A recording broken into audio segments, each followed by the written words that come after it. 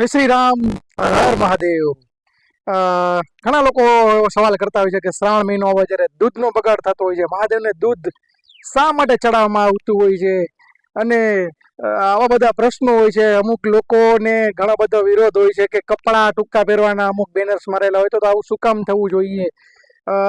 આ બધા જ વાતને લઈને આજે હું આપની સમક્ષ વિડીયો લઈને આવ્યો છું. મારો વિડીયો શરૂ કરું એ પહેલાં આપ સૌ આ ચેનલમાં આવ્યા છો તો ચેનલને સબસ્ક્રાઈબ કરજો, વિડીયોને શેર કરજો અને ખાસ કોમેન્ટ કરજો. તો મિત્રો, આપણો સૌથી કહેવાય કે પરમ પવિત્ર માસ એટલે કે શ્રાવણ માસ ચાલુ થઈ ગયો છે.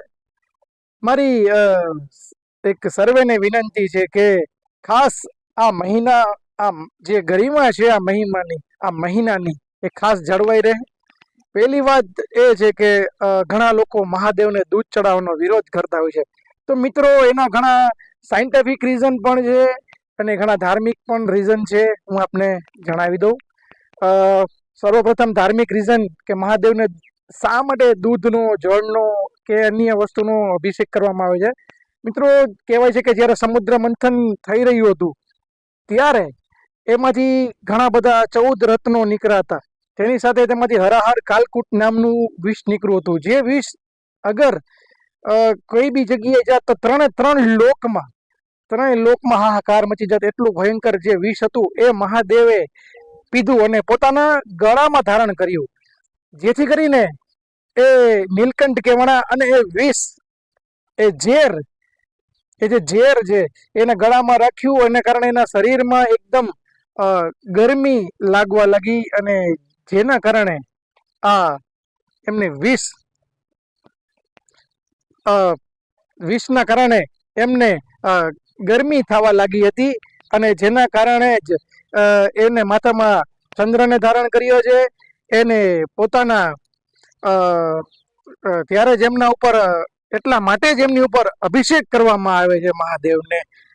આ હતું મિત્રો એક ધાર્મિક રીઝન કે શિવ જે છે એ આપણા સર્વેનું જેને વિષ પીધું છે કાલાકૂટ નામનું, જેના કારણે જેના શરીરમાં જે ગરમી હોય છે, જેને જે આગનો ગરમીનો અહેસાસ થાય છે, તેને ઠંડક આપવા માટે દૂધ, જળનો અભિષેક કરવામાં આવે છે.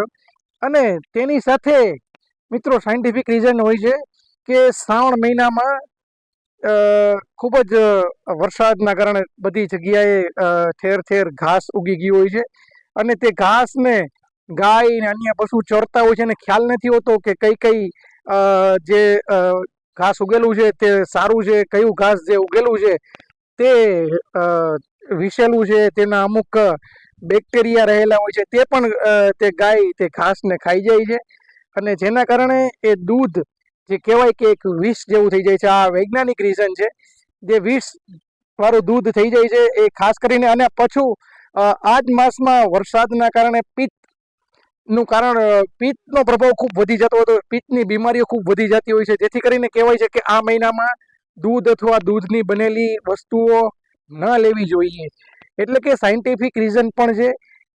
તેમજ જે ગાયને જે વિશેલ કોઈ ઘાસ ખાઈ જાય છે તો તે ઘાસ, જે ઝેર દૂધમાં આવે છે તે ઝેર પણ મહાદેવને ચડાવવામાં આવે, જેથી કરીને તેનો અભિષેક કરવામાં આવે, જેથી કરીને આપણે દૂધ ન પીએ.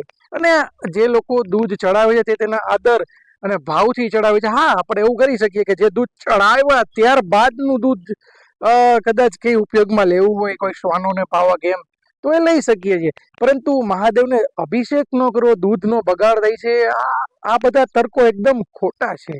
અને હું તમને એક એક્ઝામ્પલ આપીશ કે માની લો કે તમારી ઉંમર 70 વર્ષ 75 વર્ષની થઈ ગઈ છે, તમને એક બીમારી લાગી જાય છે. હવે તમારી ઉંમર 75 વર્ષની હોય છે, તમને બીમારી લાગે, જ્યારે ડોક્ટર એમ કહે છે આપના સંતાનોને કે ભાઈ આ બીમારી થઈ ગઈ છે, તેનો ખર્ચો 5 લાખ રૂપિયાનો છે. હવે વિચારો, જ્યારે તમારા સંતાનો તમારી પાસે આવશે અને તમને એમ કહેશે કે ભાઈ અમથી બી 75 વર્ષની તો ઉંમર થઈ ગઈ છે, તો આપણે ઓપરેશન ન કરાવી અને આ જે 5 લાખ રૂપિયા છે તે ખર્ચ આપણે ગરીબોમાં આપી દઈએ, તો આપને કેવું લાગશે? વિચારો તમે, એમ જ મહાદેવ આપણા સર્વેના પિતા છે, તો એમને આપણે અભિષેક કરી દઈએ દૂધનો અને એમ કહીએ કે દૂધનો અભિષેક મહાદેવને ન કરી અને ગરીબોમાં આપણે દૂધ આપીએ, તો એ કેવી વાત થઈ?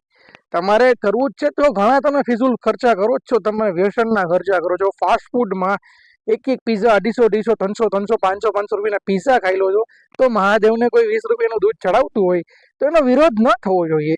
એક આસ્થાનો વિષય છે અને જે આપણું વિષ ધારણ કરેલું છે તેમના પ્રત્યેની આપણી શ્રદ્ધા છે. આપ વ્યસન એક દિવસનું છોડીને એનું દાન કરો.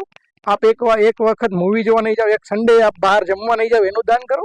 મહાદેવને દૂધનું જળાભિષેક માટે શા લેવાને રોકવા જોઈએ? અને બીજી વાત હતી કે ટૂંકા વસ્ત્રો પહેરીને જવા માટે ઘણા લોકો વિરોધ કરતા કે શા માટે ટૂંકા વસ્ત્રો પહેરીને મંદિરમાં કે ત્યાં ન જવું જોઈએ. તો તમને જ્યારે કોઈ પાર્ટીમાં જવાનું હોય ત્યારે એક ફિક્સ ડ્રેસ કોડ ફિક્સ કરવામાં આવે છે કે આ ડ્રેસ કોડ પહેરીને પાર્ટીમાં, ત્યારે તમે કેમ પાર્ટીના કપડાં પહેરીને જાઓ છો?